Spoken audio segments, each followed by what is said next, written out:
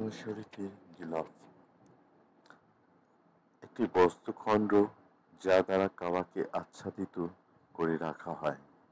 বর্তমানে গিলাফ কালো রেশমি কাপড় দিয়ে নির্মিত, যার উপর দিয়ে লেখা থাকে লা ইলাহা ইল্লাল্লাহু মুহাম্মাদুর রাসূলুল্লাহ।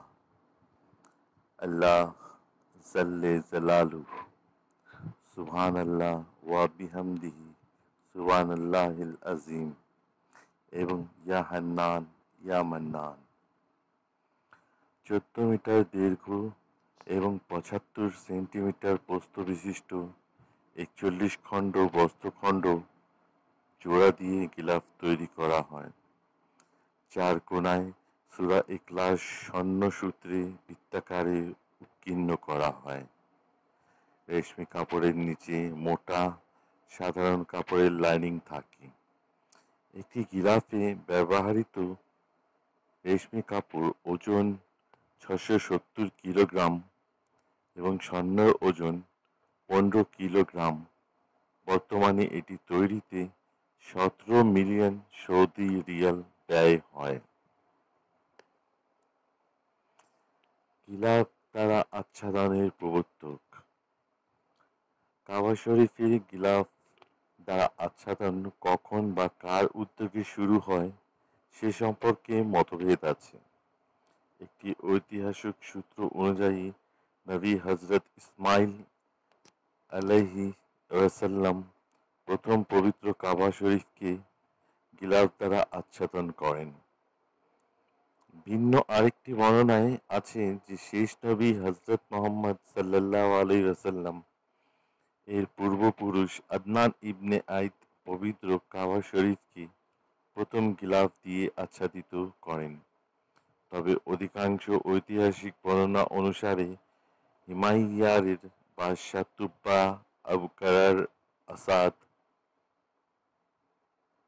সম্ভবত পবিত্র কাবা শরীফের গিলাফ আচ্ছাদনকারী প্রথম ব্যক্তি। স্বপ্নাদেশ।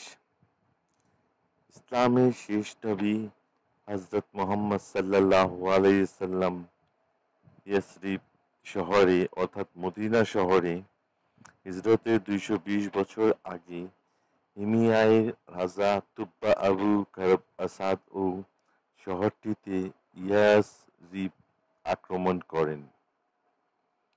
তুব্বা ইয়াসরিব ছেড়ে চলে যাওয়ার সময় মক্কায় গিয়ে কাবা শরীফ তাওয়াফ করত এবং মাথা মুন্ডন করেন।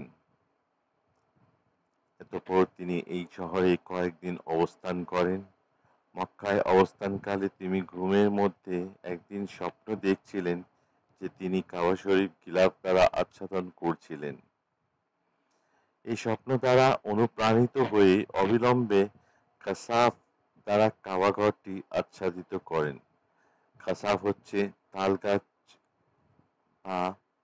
তালগাছ জাতীয় গাছের পাতা ও আঁশে তৈরি এক ধরনের মোটা কাপড়। অনন্তর তিনি আবার স্বপ্ন দেখেছিলেন যে তিনি আরো উন্নত মানের কাপড় দ্বারা কাবা শরীফ আচ্ছাদন করেছেন। এতপর তিনি কাসাবের পরিবর্তে মামিজিয়ান পাপিরাস, মিশর দেশীয় নখ খাগড়া বিশেষ পাতা দ্বারা কাবা ঘর আচ্ছাদন করেন। ইয়েমেনের মামিজ নামক এক উপজাতীয় গোত্র এই কাপড় তৈরি করত।